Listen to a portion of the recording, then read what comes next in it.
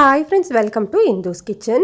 இன்றைக்கி நம்மளோட கிச்சனில் ரொம்ப சிம்பிளான இந்த வெயிலுக்கு நல்ல ரெஃப்ரெஷிங்கான ஒரு டேஸ்டான ஒரு டிஃப்ரெண்ட்டான லெமன் ஜூஸ் எப்படி செய்கிறதுன்னு பார்க்கலாம். இதை செய்கிறதுக்காக ஃபர்ஸ்ட் ஒரு மிக்ஸி ஜாரில் ஒரு பெரிய சைஸ் லெமனோட ஜூஸ் எடுத்து வச்சுருக்கேன். அதை சேர்த்துக்கலாம். இது கூடவே ஒரு சின்ன துண்டு இஞ்சியை பொடியாக கட் பண்ணிவிட்டு சேர்த்துக்கோங்க. இஞ்சி சேர்க்கும் போது ஃப்ளேவரும் நல்லாயிருக்கும், நல்லா ரெஃப்ரெஷிங்காகவும் இருக்கும். இது கூடவே 2 ஏலக்காயில் உள்ளே இருக்கிற அந்த கருப்பு விதைகளை மட்டும் எடுத்து சேர்த்துக்கோங்க. இது சேர்த்து செய்யும்போது லெமன் ஜூஸ் நல்ல வாசமாகவும் ஃப்ளேவராகவும் நல்லாயிருக்கும். இது கூடவே ஒரு பாதி வெள்ளரிக்காயை இந்த மாதிரி ரவுண்டாக கட் பண்ணிவிட்டு சேர்த்துக்கலாம்.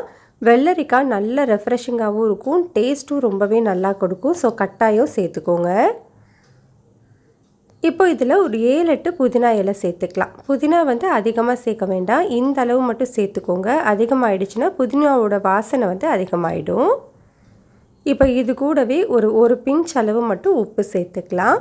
கூடவே இனிப்புக்கு நான் 1/4 கப் அளவு சர்க்கரை சேர்த்துருக்கேன். உங்களுக்கு சர்க்கரை எந்த அளவுக்கு வேணுமோ அந்த அளவுக்கு சேர்த்துக்கலாம். சர்க்கரை வேண்டாம்னு நினச்சிங்கன்னா இதுக்கு பதிலாக நீங்கள் தேன் கூட யூஸ் பண்ணிக்கலாம், நல்லாயிருக்கும். இப்போ இது கூட ஒரு 2 கப் அளவு தண்ணி சேர்த்துக்கிறேன். நம்மளுக்கு வெள்ளரிக்காயிலிருந்தும் தண்ணி கிடைக்கும், அதனால் தண்ணி அளவாகவே சேர்த்துக்கோங்க. இப்போது இதை எந்த அளவுக்கு முடியுமோ அந்த அளவுக்கு நல்லா ஸ்மூத்தாக அரைச்சி எடுத்துக்கலாம். பாருங்கள், நான் அரைச்சி எடுத்துகிட்டு வந்துட்டேன். இதை அப்படியே நம்ம வடிகட்டி எடுத்துக்கலாம். அவ்வளோதான், நம்மளுக்கு ரொம்ப சிம்பிளான ரொம்பவே டேஸ்டான லெமன் ஜூஸ் ரெடி ஆகிடுச்சு. இதை நான் சர்வ் பண்ணுறதுக்காக கொஞ்சமாக ஐஸ் க்யூப்ஸ் சேர்த்துக்கிறேன். இது மேலே பச்சை மிளகாயை இந்த மாதிரி சின்னதாக கட் பண்ணி வச்சுருக்கேன். இந்த பச்சை மிளகாயில் 4-5 மட்டும் சேர்த்துக்கலாம். இது நம்மளுக்கு ஏற்கனவே ஜூஸில் இனிப்பு புளிப்பு இருக்கு இல்லையா, இந்த டைமில் நம்ம பச்சை மிளகாய் சேர்க்கும்போது மைல்டான காரத்தோடு குடிக்கிறதுக்கு ரொம்பவே சூப்பராக இருக்கும். உங்களுக்கு பச்சை மிளகாய் வேண்டாம் அப்படின்னு நினச்சிங்கன்னா நீங்கள் ஸ்கிப் பண்ணிக்கலாம்.